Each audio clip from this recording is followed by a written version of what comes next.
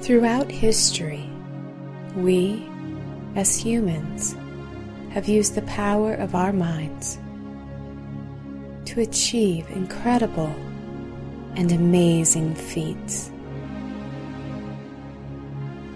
In reality, our minds are simply tools we use to create our thoughts. And the quality of our thoughts determines the quality of our experiences. A simple shift in perception will quickly and easily improve how you feel and what you believe is possible, helping you to achieve all of your personal goals, even those that previously seemed unattainable. Join us now as we explore the vast landscapes of our minds. This is Mind Over Matter. Good evening, I'm Mitch Friedman. And I'm Brandolyn Jokiel, and you're watching Mind Over Matter, where we teach people how to use the power of their minds to feel better, overcome obstacles, and reach their goals. You know, one other thing we do that I think is so wonderful, Brandy, and one of the reasons we do this show is we get to show you all these different kinds of modalities, healing modalities, so that you get to choose. So every time you watch our show, it's a great opportunity to just let go of all your expectations. And for today, you get to suspend your disbelief and just have a great experience with this wonderful interview that Brandy did. Her name is Phyllis Hubbard with Radiant Health Strategies. It's an amazing interview. It's pretty much the whole show today, isn't it? She's so brilliant. Enjoy. I'm here at Radiant Health Strategies with Miss Phyllis Hubbard. After battling chronic bronchitis for years and years, Ms. Hubbard discovered a way to guide herself to radiant health. She then went on to be professionally trained in clinical aromatherapy, Ayurveda, herbology, natural food nutrition or whole food nutrition, as well as Reiki. And so I'm so happy to be here in her office at Radiant Health Strategies. You're a massage therapist as well. There's nothing this woman does not do. She does it all. So thank you for being with us here tonight, Phyllis. Thank you for having me. Yeah, so you call yourself a synergist, and your tagline is guiding you on your path to radiant health. Yes. And so how do you use synergy in your clinical practice? Well, I incorporate a wide range of modalities, everything from Ayurveda to Chinese medicine, Tibetan Ayurveda, incorporating massage therapy and all of those things. And so what I have found is that a lot of people have issues with a particular modality. So if, for example, there is a way to heal cancer, but it seems like the particular modality that comes from, say, Ayurveda is a little bit strange or sounds weird to the person, I intuitively can tell that they're not willing to go down that road. Right. So I incorporate synergy for that reason, so that people can understand. There are many, many ways to get to the finish line. People think that there's one way, there's one pill that's going to save you, and that's just the way. No, there are infinite ways to get to the finish line. Right. And so that's the one thing that I want people to really understand. And I love that you've brought in all of these different things into a wonderful practice of guiding people to radiant health in all kinds of ways. And I love that word, synergy. It's really fantastic. It sounds like your practice is very self-empowering. Yes, very much so. And it's a little scary for people sometimes. And I'm kind of a tough love cookie. So I'm like, our perfect practitioner. We love the tough love cookie, guys. I ain't gonna tell you what you want to hear. I'm gonna tell you what you need to hear. Okay, that's the way I work. So. Ayurveda connected to research around the areas of disease. Well, what I love about Ayurveda is that it breaks disease down into more of a micro issue. It's not about, when you really begin to study Ayurveda, you realize it's not about the disease. It's not about the cancer. It's not about the autoimmune disease. It's not about the bronchitis. This is something that I learned in my journey. People want to grab on to arthritis and make it a part of their identity. Oh, yes. But all disease is formed the exact same way. Every single disease is. So it really doesn't matter what the specific disease is, and what Ayurveda teaches you is that when you begin to learn the stages of disease, it doesn't matter what disease you can learn how to reverse the course of disease. Oh, fantastic. And when you write the term disease, you always write it with a hyphen, so it's dis-ease. Exactly, because I want the point to be hammered home that all disease is lack of ease in the body. If it is a heart attack, it is lack of ease that has chosen to manifest itself in the heart. If it is any other function, if it's arthritis, it has chosen to manifest itself in the bones and in the joints. It's lack of ease in the body. If you can wrap your mind around that concept and let go of the word arthritis and start treating it as lack of ease in the body, we can take that away, and then the arthritis and the cancer and the whatever can disappear. I know that on some of the literature that you publish and all the different talks that you do, you talk about the 6 stages of disease. Yes. What are those 6 stages of disease? Well, would you like to get a little education? Let's talk about the 6. I have a little visual. Oh, yay. So there are 6 stages of disease. The 6 stages are accumulation, aggravation, flooding, and then there's displacement, manifestation, and then the final stage is flowering. So we'll talk about them briefly one by one. Okay. So accumulation is the first stage of disease, and the reason why I have this picture here is because accumulation is that point. If you want to visualize a river, I always like to talk about a river. If you visualize a river and the river is starting to accumulate water, if you're walking by the river, you notice it, all you're going to say is, well, the river's accumulating a little bit of water. You're not really thinking about it.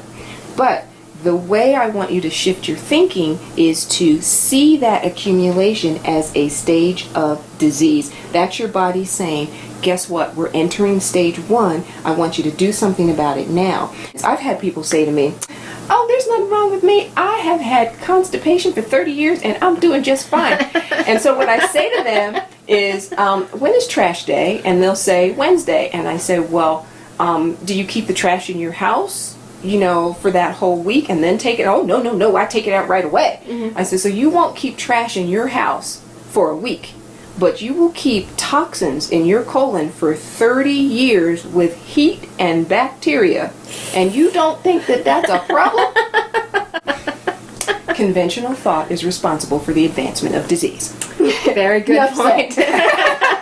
Point taken. Point taken. I'm like, hello, constipation is a huge problem. Then when they develop colitis or diverticulitis, they wonder why. Well, 30 years of constipation will get you there. Okay? So the stage 1, the danger with stage 1 is that you don't really think it's a problem. You don't see it as a stage of disease, but things are accumulating in your body and letting you know. The beauty of stage 1 is that your body will crave what you need. Oh, good. You'll start to be like, oh my God, this is hard. Go to sleep. If you go to sleep, then you're fine. So when you feel something in your body and you're in stage 1, all you have to do is do whatever that thing is, and then that stage can get reversed right on the spot. But because conventional thought is responsible for the advancement of disease, nobody does that. And on we they go. push through it. They push through. I'm going to push through. I'm going to have 12 cups of coffee. That's right. I'm going to prove that I can do this thing because I'm Wonder Woman and I'm Mighty Man. So on to stage 2 we go.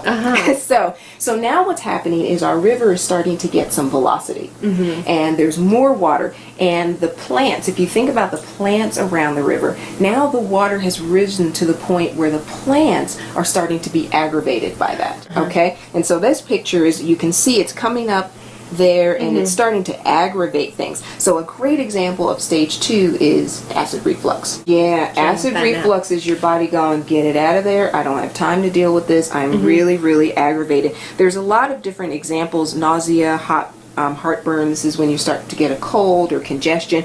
And at this point, you are looking for over-the-counter stuff, and you're going to keep going. You keep going. You're not thinking about the fact that you've accumulated this stuff, that it's aggravating. You're going to take your little medicine, and then you're going to keep going. And so this is the last chance. This is your last chance without professional help to really address the issue. But since we don't ever do that, on we go to good old stage 3. Oh, this is starting to sound a little serious. So stage 3, we envision this river has gotten so much velocity and there's so much volume of water that now it's starting to flood over to the sides, right?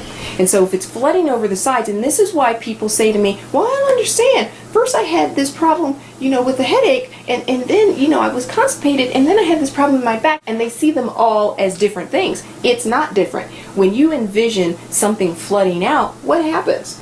Now that the water has flooded out, it can go anywhere. And where is it going to go? It's going to go where you are vulnerable. So if you have and that's why everybody doesn't get cancer, everybody doesn't get arthritis. It goes wherever you happen to be vulnerable. So flooding to me is a huge crossroad because you're really starting to get the message, but you're not doing anything about it. So if you would do something about it in flooding, it makes life so much easier. It makes my life so much easier when you come to me and I can work with people in flooding. But the problem is that conventional thought is responsible for the advancement of disease. See, I got it. This is really important to know. Because of that, what you're going to do is you're going to take a Prilosec and keep going. That's what you're going to do. And so because of that, now the water is flooding to that plant down there, where it used to be a problem that was local. It's now a problem that's systemic. And that is a huge, huge problem. So on to stage 4 we go. I'm a little bit nervous about where we're going to stage here. 4. So we have this picture of this flood, right? Stage 4 is called displacement. Displacement means there's so much volume and velocity of water that it's just moved everything clear out of the way. Displacement is like this little house that's just floating down the river now. Displacement is huge. You are now in danger of developing full-blown disease.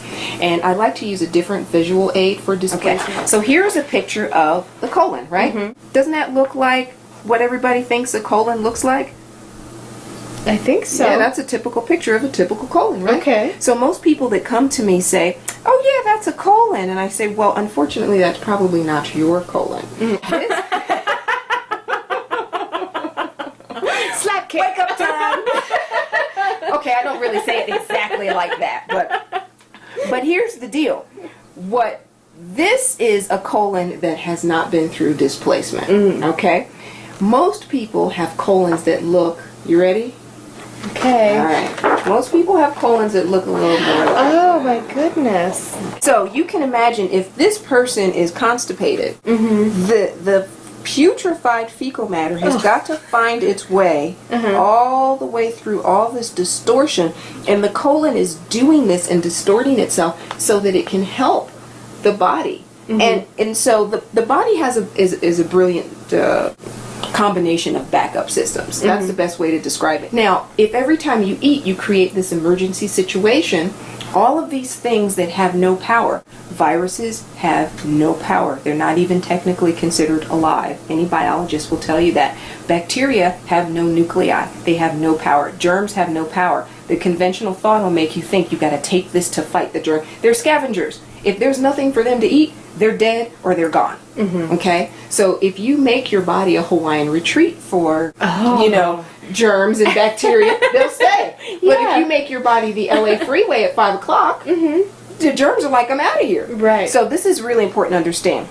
So getting back to here, I asked a colon therapist about this recently, and I said, see these different distortions? How young can this show up in a person? And he said that as a colon therapist, he has seen this distortion show up in children as young as 6 years old. Oh my goodness. Yeah. So when I say displacement, I know I'm using this analogy of this river overflowing. I literally mean that your body will continue